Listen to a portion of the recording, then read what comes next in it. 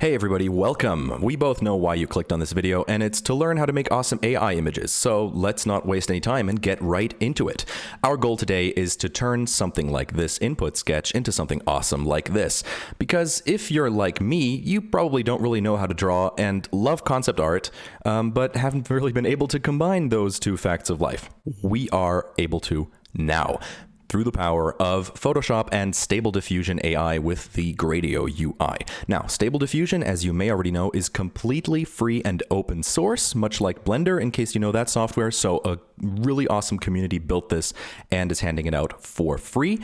And Photoshop can be replaced by something like GIMP as well, so don't worry too much about that. I just use it because of ease of use and some selection tools that you don't really need. Now, the most important part of this, of course, is to have Stable Diffusion installed in one way or another. This, in my opinion, is kind of the most complicated part of it, and because it's changing every single day, I'm not going to put it in this tutorial, because the way you install it and the best ways to use it change all the time. So I'm going to refer you to a link in the description that I will be updating. Ideally, I recommend using this guide to set it up. I did, and it worked really well and was easy for me to understand, even though I'm very much not an expert in using, command line and all these GitHub things. I'm not a programmer. I'm more of an artist myself. I will have to tell you, I'm super sorry about the name. It's something I won't even say out loud because it's super offensive. So whoever made this was really smart, but honestly, not a very nice person. Please change the name of this. Anyway, without further ado, let's get going, assuming you've installed Stable Diffusion with the Gradio UI. Now, before you even get into the AI, what you need is your rough input image. Now, don't be worried if you can't draw, just like me. The most important thing here is your general composition and your colors. Composition means what objects are where is light, where is shadow, and of course the colors, give it the general color palette you want because the AI is going to take it over. Now, a resource I used to roughly get some colors is an image out of the movie Star Trek that had colors I liked, and I just put that on my image and referenced the colors while doing it. Don't worry too much, the image is going to look good in the next step. And here we are in Stable Diffusion. If you install it the way I did, you're going to have 4 different options here. First, the Stable Diffusion text to image. That's the classic thing most of us know that have seen any AI art. You enter a prompt here and you're going to get an image. Now, that's not what we're using today. We are using the image to image algorithm, where you can put an input image in that the AI will be inspired by. So what do? Of course, we put our image that we just drew in here. And there we go. Now, what we need to do next is we enter our prompt. As AI art has been developing, something called a prompt engineer has shown up. Now, what that is basically just a fancy word for is someone who knows what to write into this box to get the best possible result. I've been playing around with Stable Diffusion, and I have a couple little heuristics that I use, a couple rules. What I like to do is add some things like 8K, detailed, intricate, and realistic. And people aren't super sure about this, but what I believe it does is it just tries a little harder to make the image nice. Because the way this works is the AI has access to several millions of images that it's looked at and learned from. And, some of those aren't too great, and a lot of them are really nice. And if you add these words, it tries to focus a little bit more on the really nice ones. If anybody out there knows a better way to explain this, please leave a comment. I'm super interested in learning more about how this actually works. Now, next, I like doing concept art by, and here I add some names of concept artists that I really like. A very popular one in the Stable Diffusion community is Greg Rutkowski. And another one that does a lot of sci-fi art that I like is Feng Zhu. I'm not sure how to pronounce the name, but they make really cool cyberpunk stuff, which might match this image of, a young man on a motorcycle looking at a rocket ship being built. Now, I write of, and I describe my image. A landscape with a massive rocket being constructed next to a sci-fi building with a path leading up to it. young man on a motorcycle in foreground. Don't worry too much about it. If individual elements don't end up showing in our result, I will show you how to fix that. Now we scroll down, and here are a lot of settings. Sampling steps. This is kind of the quality, the amount of time the AI spends working on generating the image. 50 is quite low. The results are already pretty good. And the highest I've gone so far is about 150, because that's so much. All my results have been really great. The higher you go, of course, the longer it takes. 50 takes around 15 seconds per image to make for me, and 150 around 45. So it scales linearly, right? You don't have to worry that it's going to be infinitely long here. You can pretty much calculate how long it's going to take just by the sheer number. Here, the sampling method, I usually stay with KLMS. There are some guides online that show you the difference between all these sampling methods. They do have advantages and disadvantages. So check that out if you want to know more. Down here, this is usually great. If you want to make faces, for example, you can fix the faces using the GFP GAN, and upscaling I will do later, so I wouldn't turn it on here. Next, batch count. This is how many images it will generate at once when you click the generate button here. I usually have it at around 4. You can go up to 6, for example. Let's do 4 because we will iterate. We will make a lot of these, so we don't want to spend too much time making new images. Batch size, you can try to turn this up, but anything above 2 will crash my program, so I will not do this. Next, very important, the classifier free guidance scale. This, as it says, is how strongly the image should follow the prompt. If you set it really low, it'll barely listen to you up there, not go into all these details. And if you set it up too high, it won't really have enough freedom to be creative, you know? So I would keep it around 5. That's usually good for this first purpose. And now the denoising strength. This doesn't sound very important, but it is the absolute core of what we're doing here, because we want this image to, you know, composition-wise, look like what we drew, right? And if we set the denoising strength up, the AI is barely going to see our image because it like turns it into something completely different. So we need to set it to something between 30 and 40 here. Now, I didn't discover this. The settings I got from a guy called Patrick Galbraith. He's a really cool AI artist and writer on both Reddit and Twitter. So go follow Patrick. He had an awesome video that taught me this. Great. So we're at 35. We have all the settings. Now it's time to generate the first picture. If you have it installed like I do, you can actually see the process of what it's doing in the command terminal here. And here are the results. Great. So here we see something not super impressive, but you will understand what's happening soon. What we want is just slowly to get closer and closer to the end result we need. And here I see the general gist of what I want, right? This is a path. It understood that there are some rocks on this path, not on purpose, but you know, I can tell that the AI recognizes this as the path I needed, right? This is obviously a person. This could be the beginnings of a motorcycle, or a cycle at least, and this is obviously a rocket. Might be some fire or something right now, but this is the image closest to my result, which is why I will just remove this image here and pull it over here. This is nice. And now I can turn up the sampling steps just a little bit, get some more detail in there, and just run it again. And here is the next batch. It's getting some more detail. This could be a building here, sci-fi building. The rocket is kind of falling apart here, but the path is getting better, and the motorcycle and the person is getting better. So now we are going to enter Photoshop for the first time, because I want elements from different images that are here combined into one picture. Because, for example, I like the guy here in this original one better, so I'm going to copy this, go into my Photoshop file, also possible in GIMP, of course, and other software, and paste this in. And what I do now is I'm going to mask this guy, this element that I like, out. So I press this button here, mask, invert the mask so it removes everything completely, and then just draw my guy back in. Just this area, right? So there's my guy that I like. Then I like this building that's more detailed. So I'm going to copy this.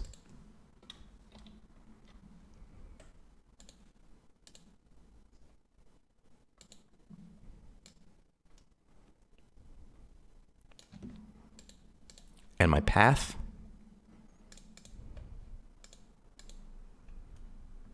And I like this path the most. And the rocket ship from this one makes the most sense to me. It has the straightest little construction thingy. And now I'm going to save it. The way I sort my images is I make a folder, like this tutorial folder, and I number them. So I have a clear progression from my different steps. This is going to be number 2 if 1 was the original input image. And now put this edited image in here. Number 2. Now, don't get discouraged. Obviously, this isn't incredible concept art, but you will see how quickly it suddenly gets there. And the way we're going to do it is we're going to change our settings down here. Because now we can set the denoising strength up a little higher because we have more detail in there that it could pick up on, so we can let it go a little freer, a little further away from the original image. Let's do that.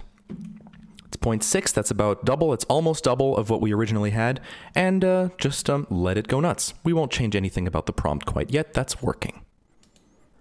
And here we go, you can already tell it went a little looser with the input. So this is a completely different image, also very cool, honestly, and I might still take some elements. This is too far away from my original composition, but I can use this and flip it in Photoshop, for example, put it over this guy. The motorcycle's completely gone, which I don't love. This building is awesome, right? You can tell. So here's my motorcycle man, much, much cooler. This is actually surprisingly close to the original prompt. And so I'm going to take this and put it back in. Just layer it over everything. Be super, super flexible in your photoshopping. This is important. Now, the rocket is launching in this version, so I don't love that.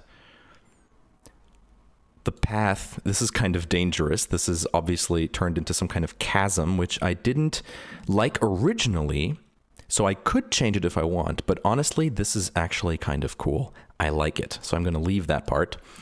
Now, this building is neat. This building is really cool. I like this, so I'm going to copy it.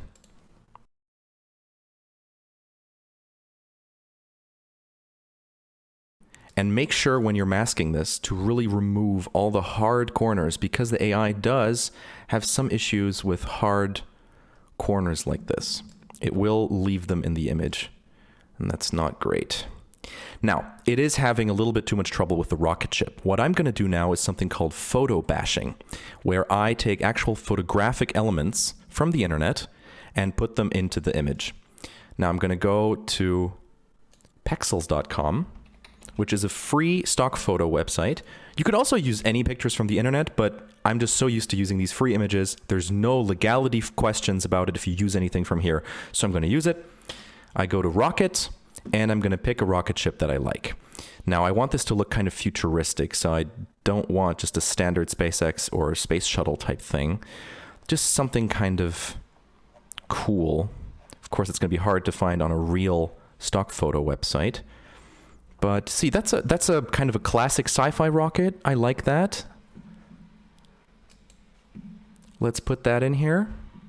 And now here's a reason why I like using Photoshop. I can just go to select and subject, and it'll probably guess quite well what I want. See, it understood that I want this rocket. I can just mask that straight off.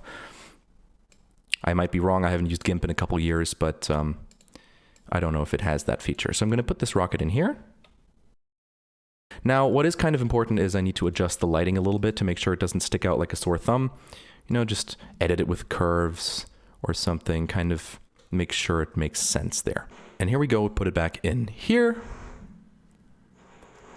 And pull it down a little bit with the denoising strength. That was a little too much last time. And turn up the prompt scale just to play around a little bit. And here we go. We have a new couple options. This made the rocket way too small. That's a cool rocket. I like that. I think I'll take that. Or this one where it's launching again. It does like the launch somehow. I don't know why it thinks that. So let's take this rocket. Now we're going to switch up our process a little bit and are going to start going into individual elements in this picture to make sure they all individually look cool. The way we're going to do that is we're going to crop. Use the crop feature here. Make sure it remains square, so hold shift when you're doing this because the AI does have some trouble with pictures that are not square. And now we're going to change the prompt for the first time. Mostly this part here. And change it into of a young man on a motorcycle. And here we go, our very first close-up. Now we're going to select the guy we want, which in my opinion is this dude here. I don't know why he's topless. We can still change that. But let's work on this guy. Let's give him some clothes. Wearing a cyberpunk jacket on a motorcycle, and give him a little bit more freedom here in the denoising strength. And run it again. All right, there's our guy. He's got this kind of cool robot arm thing going on, which I enjoy. It's very creative. And I like him. The perspective is correct. He's pointing. We might want to change that, but let's take this guy for now. And now we paste him in here. Now, the cool thing about working like this is it always remains close enough to the original image that I can just kind of mask him in here without too much trouble. You'll see if I mask him after turning him transparent a little to, you know, put him in the right place. And it's kind of, it works. It fits in the right spot. And without too much trouble, he's integrated. Now, at the very end of this, we're going to have one step that brings it all together, blends it a little better. But until then, this is more than enough. Now let's upload our newest version in here and take on this path, which doesn't really make too much sense for me yet, right? It's kind of weird. I don't know what all these things are. Let's give it more detail. The way we do that is, let's say, an industrial sci-fi road heading into the distance, and make it exactly with the settings we had for my man here. So I think you get the gist of this by now. Pick individual elements, crop them, change them to your heart's content, and occasionally go into Photoshop to make it all match up a little better. Like this rocket could have a better color, for example. The overall color scheme could be edited a little bit. So just keep doing this, and I'll see you for the final steps.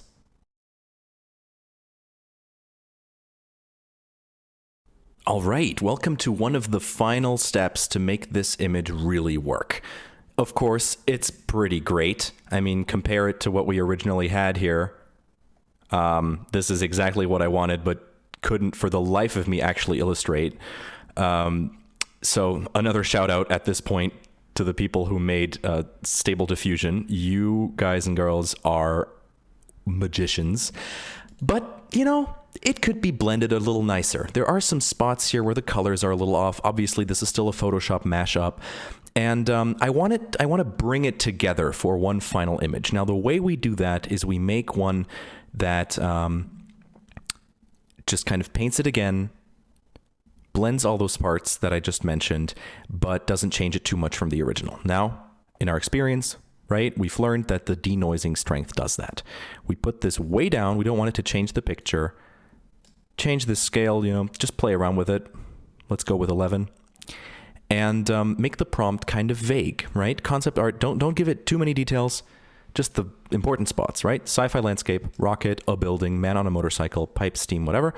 Keep the rest and make sure all this is set correctly. And now, sampling steps are high, and now we wait. All right, there we go. You can tell it barely changed our image. It just blended it a little better. Like the example I mentioned. This is a little better here. The blend is smoother. The road is a little straighter. It makes sense. You can move from there to there. This area is much more defined now. It's clearly a chasm that goes down. And here, the last ones also have some elements that I like. This lighting is kind of cool there. This one is just a little off. So what I'm going to do now is I'm going to take this one, put it on as a final layer here in Photoshop, and just mask it one final time. Because of course, you know, some parts I don't want to keep. I did like my motorcycle dude better. He was more defined because of course I edited that part individually. The rocket itself lost a little bit of detail, so I'm going to go back on that one. As did the gate, because we did it individually. And the buildings. So mask all that away. And this part here was more defined as well. But otherwise, this is exactly what I was dreaming of and never could have painted without the help of Stable Diffusion. Now, of course, an obvious issue with your result is that it's very, very small. It's only 512 by 512 pixels. We can change that with something built into this UI, namely the Real ESRGAN, which will upscale your images to 2048 by 2048 within seconds. Just upload it, press generate, and here is your full res result. Now, I hope you liked this short tutorial, and I hope you learned something and have a lot of fun working with Stable Diffusion. This is going to change the future of concept art, design. We won't know what hit us. I'm only just starting out with these tutorials. I have so many more ideas in store for you, so if you did enjoy this video, please like and subscribe and press the little bell so you will get notified when I have something new and awesome for you to try out. Till then, I'm Albert Bosazan, and I hope you have so much fun with Stable Diffusion.